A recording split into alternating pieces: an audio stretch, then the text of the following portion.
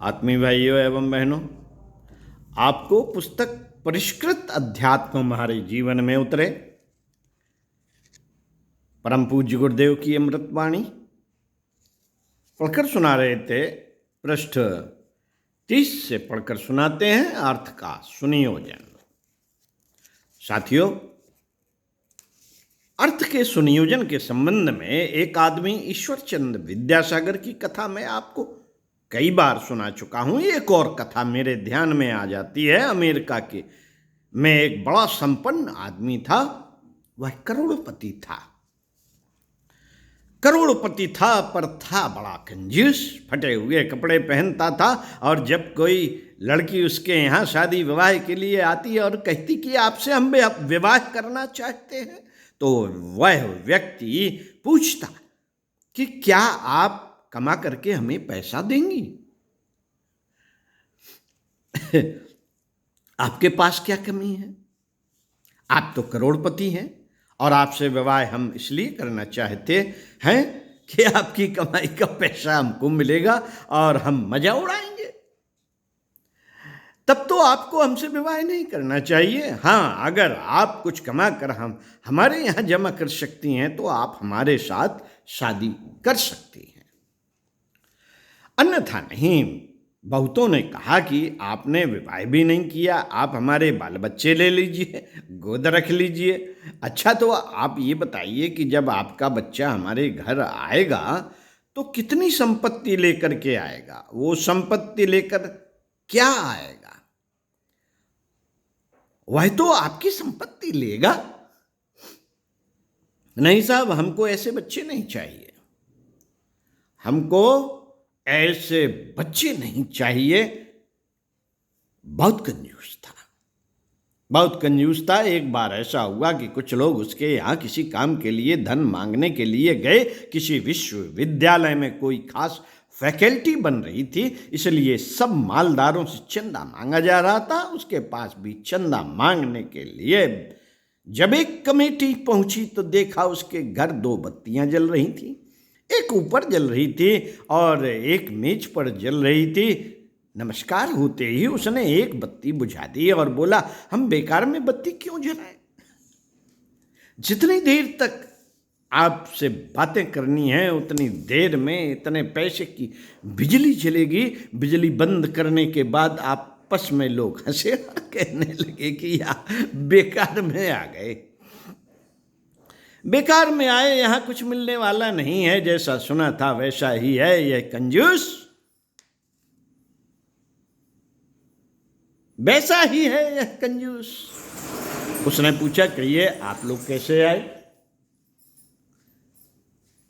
कहिए आप लोग कैसे आए? उन्होंने कहा कि यहाँ के विश्वविद्यालय में साइंस की एक फैकल्टी बनने वाली है, उसमें अमुक काम कराए जाने वाले हैं, अमुक विषय की शिक्षाएं दी जाने वाली हैं। उसने सारी बातें बड़े ध्यान से सुनी, बड़े ध्यान से सुनी और कहा कि मेरे जीवन का भी यह लक्ष्य था कि मैं अपने अमेरिका निवासियों में इस तरह के साइंस के ज्ञान की वृद्धि करूं जैसा कि आप कह रहे हैं। तो क्या आप वास्तव में ऐसा कर रहे हैं?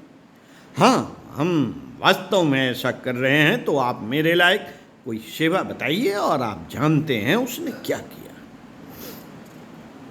मित्रों, दान मांगने आए लोगों ने देखा कि यह बुढ़ा मूड में है, इससे कुछ मांग लें तो अच्छा है, ज़्यादा मांगेंगे तो गुस्सा हो जाएगा और भगा देगा। डरते डरते उन्होंने कहा कि आप $500 दे दें तो बहुत खुशी होगी।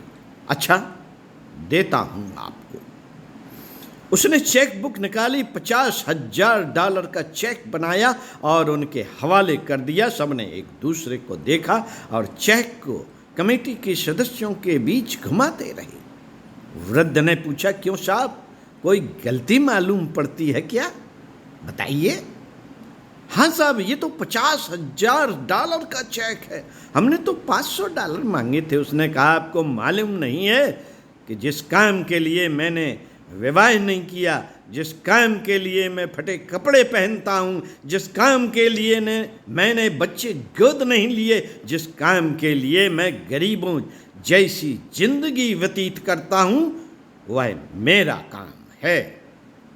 एक लक्ष्य है कि अपने देश और अपनी जात की सेवा कर सकूं, विद्या की सेवा कर सकूं, इसलिए मैंने ये दौलत जमा करके रखी थी।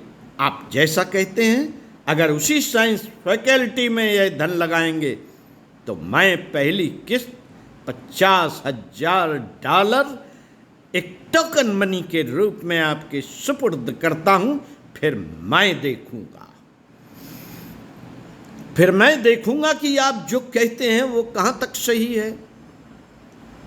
तब फिर मैं दूसरा चेक $50,000 का, तीसरा और चौथा चेक भी $50,000 का दूंगा। और अंत में जो बात आप कह रहे हैं, अगर करने जा रहे हैं तो मेरी सारी की सारी कमाई जो $2 करोड़ की है, वो सारी की सारी संपदा आपकी फैकल्टी के नाम वसीयत कर जाऊंगा कि मेरे धन का एक एक चप्पा और एक एक पैसा इनके सुपुर्द कर दिया जाए।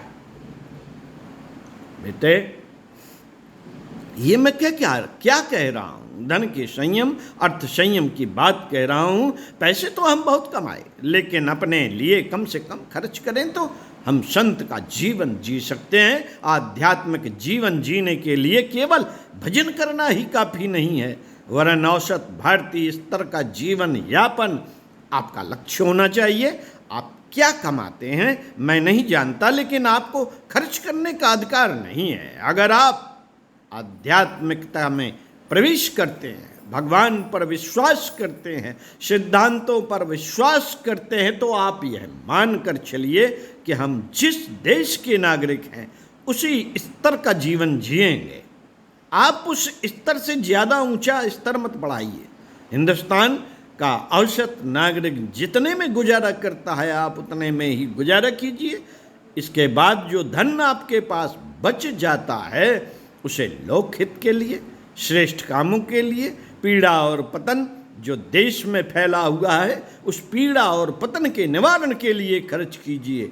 लग्जरी पर मत खर्च कीजिए, इकट्ठा करना बंद कीजिए। ये आध्यात्मिकता के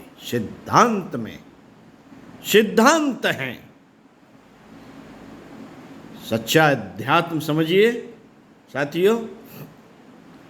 आध्यात्मिकता का सिद्धांत है, एक फिलॉसफी है। आध्यात्मिकता जीवन जीने की एक विधि है। आध्यात्मिकता का अर्थ है स्पिरिचुअलिटी एवं एथिक्स।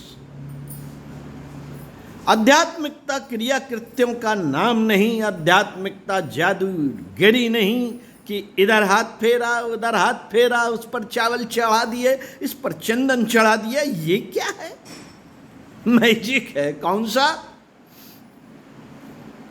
जो आप करते हैं, आपको जो सिखाया गया है वो मैजिक सिखाया गया है, जादू सिखाया गया है, जिसका अर्थ आप यह समझते हैं कि हाथ में मुट्ठी में मिट्टी रखेंगे और फूंक मारेंगे, रुपया पैदा हो जाएगा। भगवान को पकड़ेंगे, देवी को पकड़ेंगे, हनुमान चालीसा पढ़ेंगे और उस पर यह करेंगे, इधर उधर करेंगे, बस खट से देवी से काम निकाल लेंगे। बेटे, ये मैजिक है, जादूगरी है जो आपको सिखाई गई है और आपने सीखा है। इस बात पर आप विश्वास करते हैं? वो जादूगरी है, और जो चीज आपके हाथ में पड़ी हुई है वो सिर्फ जादूगरी है। आपको पता होना चाहिए कि जादूगरी कभी सही नहीं होती। जादूगरी अगर सही होती तो जादूगर और बाजीगर जो रुपया बनाते हैं उससे वे अब तक मालदार हो गए होते। और पंडित जी जो कभी देवी का पाठ कराते हैं, कभी कहते हैं कि 11 रुपया दीजिए, हम आपका 24,000 का अनुष्ठान कराएंगे। क्यों कराएंगे अनुष्ठान? आप अपने ही घर में क्यों नहीं अनुष्ठान करेंगे? और अपने ही घर में क्यों नहीं कमा लेंगे? मुझसे क्यों मांगते हैं? नहीं साहब, हम आपके घर में लक्ष्मी जी का पूजन कराएंगे जो आपको मालामाल बना देगी। तो फिर आप अपने ही घर में लक्ष्मी पूजन क्यों नहीं कर लेते? और स्वयं माला माल बन जाते। 11 रुपए क्यों मांगते हैं? 1.25 क्यों मांगते हैं?